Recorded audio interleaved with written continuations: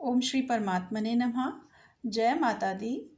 नवरात्रि की दूसरी देवी ब्रह्मचारिणी की कथा। दधाना कर पद्माभ्या मक्षमाला कमंडलू देवी प्रसीदतु मयि ब्रह्मचारिण्यनुत्तमा। अर्थात माँ दुर्गा की नव शक्ति का दूसरा स्वरूप ब्रह्मचारिणी का है। यहाँ ब्रह्म का अर्थ तपस्या से है। माँ दुर्गा का यह स्वरूप भक्तों और सिद्धों को अनंत फल देने वाला है। इनकी उपासना से तप, त्याग, वैराग्य, सदाचार और संयम की वृद्धि होती है। ब्रह्मचारिणी का अर्थ तप की चारिणी यानी तप का आचरण करने वाली देवी का यह रूप पूर्ण ज्योतिर्मय और अत्यंत भव्य है।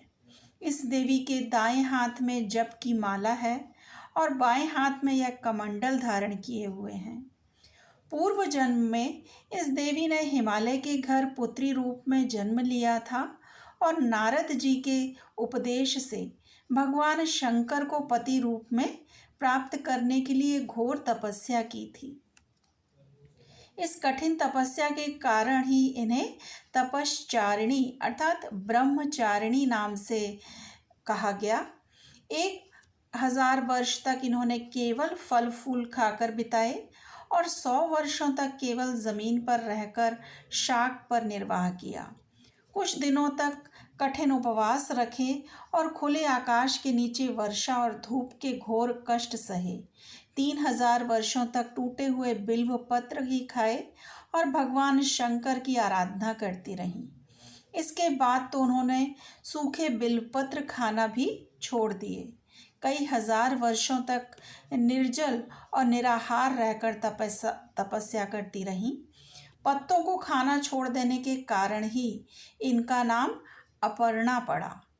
कठिन तपस्या के कारण देवी का शरीर एकदम क्षीण हो गया।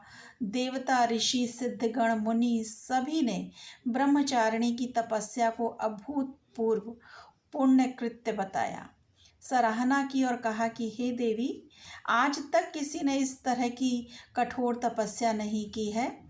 यह तुम्ही से ही संभव था। तुम्हारी मनोकामना परिपूर्ण होगी और भगवान चंद्रमौली शिवजी तुम्हें पति रूप में प्राप्त होंगे। अब तपस्या छोड़कर आप घर लौट जाओ। जल्द ही आपके पिता आपको बुलाने आ रहे हैं। इस देवी की कथा का सार यह है कि जीवन के कठिन संघर्षों में भी मन विचलित नहीं होना चाहिए। माँ ब्रह्मचारिणी देवी की कृपा से सर्व सिद्धि प्राप्त होती है। दुर्गा पूजा के दूसरे दिन देवी के इसी स्वरूप की उपासना की जाती है। जय माता दी।